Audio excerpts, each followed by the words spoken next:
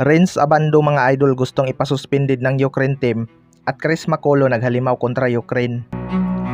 Hindi nga tulad sa naunang laban mga idol, nahirapan nga ang strong group laban sa European team na Ukraine.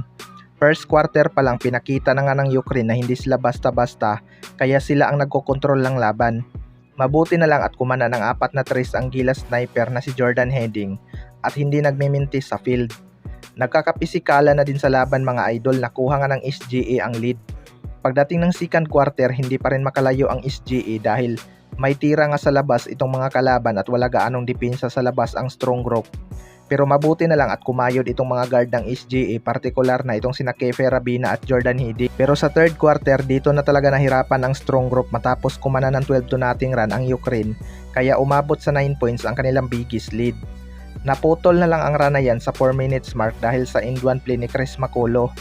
Siya pa rin ang nagbubuhat sa SGA simula pa sa kanilang unang laban. 3 games nang ang consistent itong si Chris Mack para buhatin ang SGA.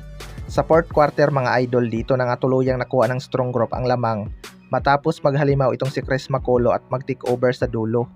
Muntik na rin magkasuntukan itong import ng SGA at player ng Ukraine dahil sa pamimisikal mga idol. Sa late minutes nga ng laban, naging foul game na lang at sa huli panalo pa ang SGA matapos ang kanilang late comeback. Pero matapos ngang matalo itong Ukraine mga idol, bumanat pa nga daw ang mga ito at gustong ipasuspended itong si Renz Abando ng physical linya ang kalaban. Na bad trip nga itong player ng Ukraine matapos itulak ni Renz Abando at binato pa ang bola sa sahig. Inawat naman agad ito ng kanilang coach para hindi mateknikal dahil isa nga ito sa mga nagbubuhat sa kanilang team. Ito din ang may muntik na makasuntukan ng SGA import. Well, in my opinion mga idol, normal lang naman sa basketball ang pisikalan at tinawagan naman ng foul itong si Renz Abando. Wala namang nakita ang referee na malaking violation kaya normal foul lang ang tinawag sa kanya. Kaya malabo talaga na masuspended ito. Hindi lang talaga siguro matanggap ng Ukraine player na yon na nakambak sila ng SGA kahit maganda ang kanilang naging performance. Hindi rin masyadong umimpact si Renz Abando sa laban na to at hindi na binalik sa laban matapos itong masahod ng kalaban. Mabuti na lang at hindi na injury itong si Renz Abando dahil delikado talaga yung pagkakasahod sa kanya. Malakas din talagang kalaban ang Ukraine mga idol dahil European style nga ang kanilang sistema at maraming shooter sa labas.